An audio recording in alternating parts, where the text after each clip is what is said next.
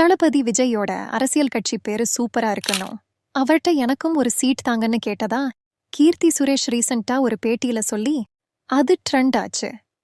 ஆனா கீர்த்தி நிஜமாவே கட்சியில ஜாயிண்ட் பண்ற ஐடியால தான் இருக்காங்க போல.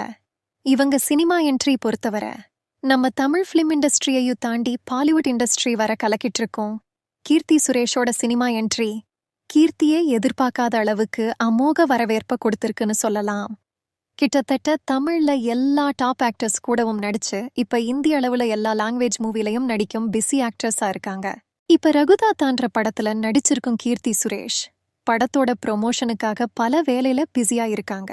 ஹிந்தி திணிப்புக்கு எதிரா போல்டான நடிப்போட இந்த படத்துல களமிறங்கி இருக்கும் கீர்த்திக்கு நிறைய செலிபிரிட்டிஸ் மற்றும் மக்கள் கிட்ட இருந்து வாழ்த்துக்கள் வந்துட்டு இருக்கு. இப்பெல்லாம் கீர்த்தி பேசுற கருத்தெல்லாம் பார்த்தா லைட்டா அரசியல் ஸ்மெல் அதுல இருக்கு. மாமன்னன் படமும் அரசியல் சார்ந்த படமா இருந்துச்சு. இப்ப ரகுதாத்தா படமும் ஹிந்திக்கு எதிரான படமா அரசியல் கருத்தோட இருக்கு.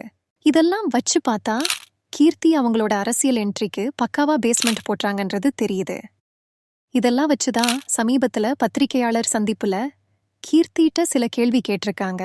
அது என்னன்னா, ஹிந்தி திணிப்புக்கு எதிரா இந்த படத்துல நடிச்சிருக்கீங்க, இதுல அரசியல் நோக்கம் இருக்கான்னு கேட்க கீர்த்தி அப்படிலாம் ஒண்ணுமில்லன்னு மழுப்பலா பதில் சொல்லியிருக்காங்க. மேலும் எதிர்காலத்துல தளபதி விஜய் கூட இணைஞ்சு அரசியல் பண்ற திட்டம் இருக்கான்னு கேட்க அதுக்கு கீர்த்தி இப்போதைக்கு எந்த எண்ணமும் இல்லைன்னு பதில் சொல்லியிருக்காங்க.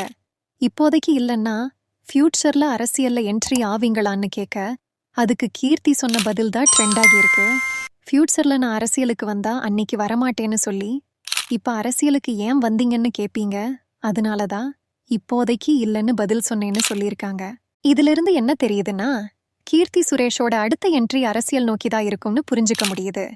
இனிவரும் நாட்கள்ல தளபதி விஜய் கூட அரசியல் களத்துல குதிப்பாங்களான்னு பொறுத்திருந்து பார்க்கலாம். இத பத்தி உங்க கருத்து என்ன வியூவர்ஸ்? உங்க கருத்து கமெண்ட்ல சொல்லுங்க. தேங்க்யூ.